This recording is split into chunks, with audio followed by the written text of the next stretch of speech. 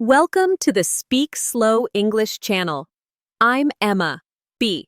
And I'm Alex. We are so glad you're here with us today. In today's conversation, we are going to discuss a very serious and common topic for many people: burnout and the idea of making a major career change. B. We'll talk about the feeling of being stuck in a job, the fears that come with change, and how to start thinking about a new path. This conversation is designed for B1 to B2 level learners. That's right. We will speak slowly and clearly, using helpful vocabulary and natural phrases. By listening today, you will practice your listening comprehension, learn new expressions related to work and personal development, and hear how native speakers discuss complex feelings. If you are serious about improving your English, this practice is for you. And if you haven't subscribed to our channel yet, please take a moment to do that now. It helps us continue to make these lessons for you. Okay, Alex, let's begin. Alex, you seem a little distant today. Is everything all right? You've been staring at your coffee cup for the last 5 minutes. Oh, sorry, Emma. Yeah, I'm here. Just have a lot on my mind, I guess. I didn't sleep very well last night. That's the third time this week you've said that. It's not just a single bad night, is it? You seem completely exhausted. Is it work? Are they giving you too many deadlines? Yes, it's work, but it's not just a specific project or a bad boss. It's bigger than that. To be honest, I'm feeling incredibly burned out. Burned out? That's a strong phrase. What does that feel like for you? It's like, you know that feeling when you're driving on a long trip and the low fuel light comes on? For the first few miles, you're okay, but then you start to really worry. You feel this growing sense of panic, like you won't make it to the next gas station. That's a very clear analogy. Well, I feel like I've been driving with that light on for months. Every morning when my alarm goes off, I feel this dread. Not excitement, not even neutrality, just dread.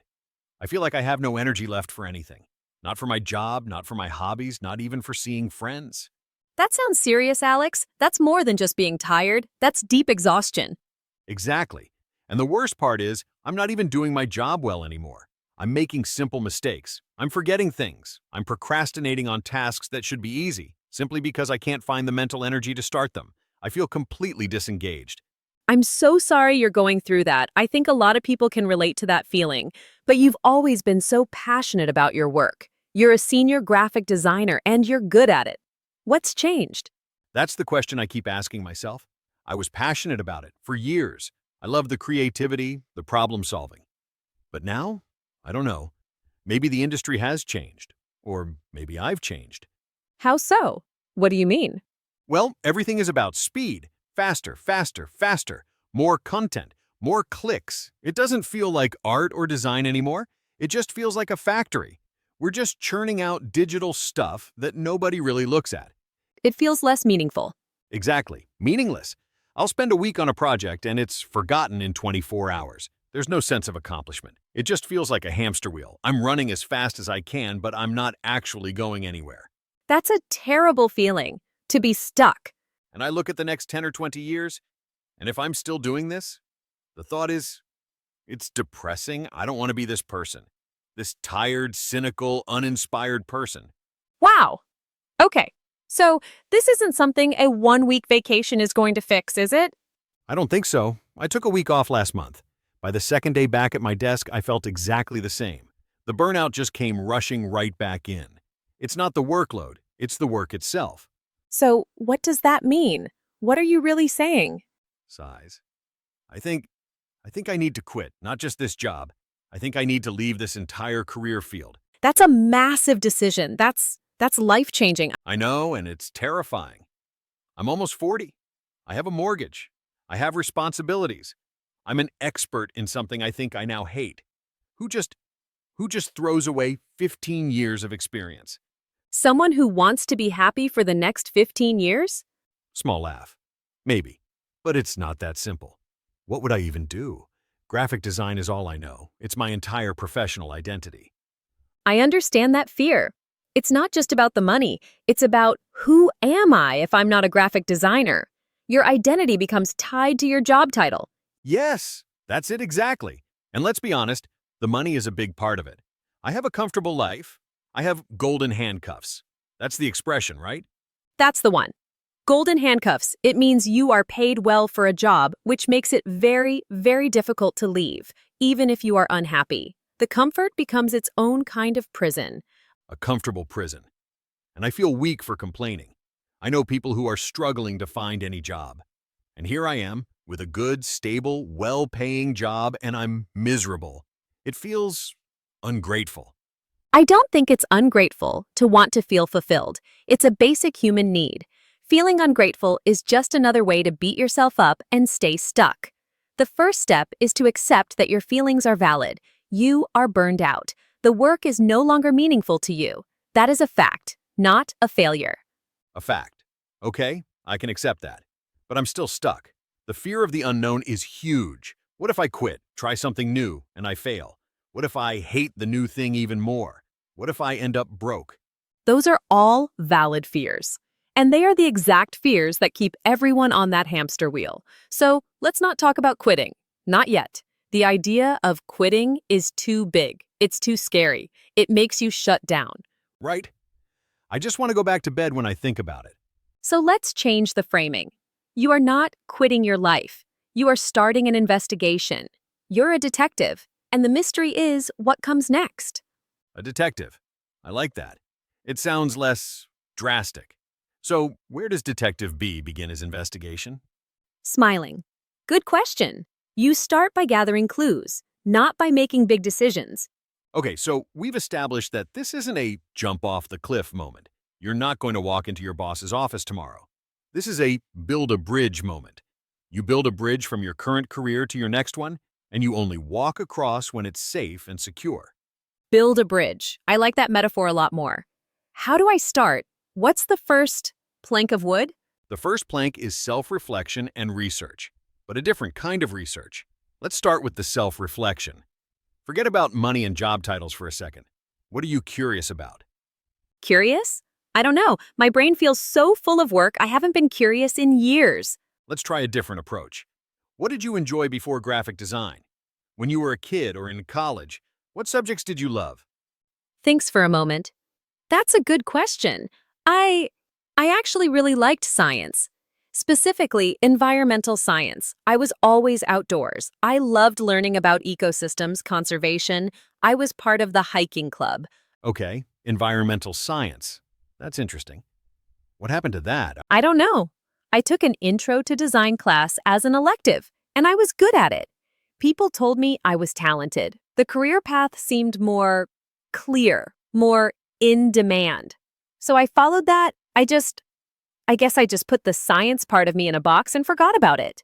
But it's still there. You still love hiking, don't you? You're always posting pictures from the mountains on the weekend. That's the one time you seem really happy, come to think of it. That's true. Those weekends are the only time I feel like myself. When I'm outside, away from a screen, I feel I can breathe. So, that's a clue. A major clue. What if the new path has something to do with that? With conservation, or environmental work, or even just being outdoors? You mean like become a park ranger? Laughs. I don't think that pays the mortgage, eh? Don't dismiss it so quickly. That's your fear talking. I'm not saying you have to be a park ranger, but it's a direction. Maybe there's a way to combine your skills, or maybe it is a full transition. But we don't know yet. We're just gathering clues. Okay, so environmental science is a clue. What's the next step? The next plank in the bridge is informational interviews. This is the most powerful, low-risk tool you have. What's that? An informational interview? It sounds formal. It's just a conversation. You find people on LinkedIn or through your network who work in fields you're curious about, like environmental policy, or renewable energy, or even a nonprofit organization for conservation. And I just cold message a stranger? What do I even say? Hi, I hate my job and I'm thinking about stealing yours? Laughs? No. You say, hi, I'm a professional in your city, and I'm deeply admiring of the work your organization does in conservation. I'm currently exploring a potential career change and would be incredibly grateful for 15 minutes of your time to learn more about your journey. You think people will actually respond to that? You'd be surprised. People love talking about themselves and their work. You're not asking for a job. You're asking for advice and their story. And what do I ask them? You ask smart questions. Not, are you hiring? You ask, What does a typical day look like for you? What are the biggest challenges in this field? What skills do you think are most important for success? What do you wish you had known before you started? That? That actually sounds manageable. I can do that. It's just sending an email. It's low risk. Exactly. You might have 10 of these conversations. 9 of them might lead nowhere, but one of them might change everything. It's all just data collection. Okay. So, I have self-reflection, my interest in science, and informational interviews, talking to people. What's the third plank? The third plank is education, but in a small, manageable way. You don't have to enroll in a 4-year degree program tomorrow. Look for a single online course, a night class at a community college, a certificate program. Like Introduction to Environmental Policy or something. Precisely. And you do it in the evenings. You use your current golden handcuffs job to fund your investigation. Your current job becomes the angel investor for your new life. See if you even like it. Maybe the academic side of it isn't what you remember. Or maybe it will light a fire in you that you haven't felt in years. Size. And money. We have to talk about the money. Even if I do all this, a new career, that's going to mean a major pay cut. Yes, it will. That's almost certain. So part of your plan has to be financial. This is the fourth and strongest plank in the bridge. You need a safety net. My runway. Exactly, your runway. Can you start saving more aggressively right now?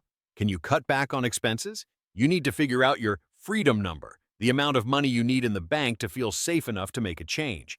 Maybe that's 6 months of living expenses. Maybe it's a year. That's the most daunting part. It is, but it's also the most empowering. Taking control of your finances is the first step to taking control of your life. When you have that safety net, the golden handcuffs don't feel so tight. You have the power. You can choose to stay or go.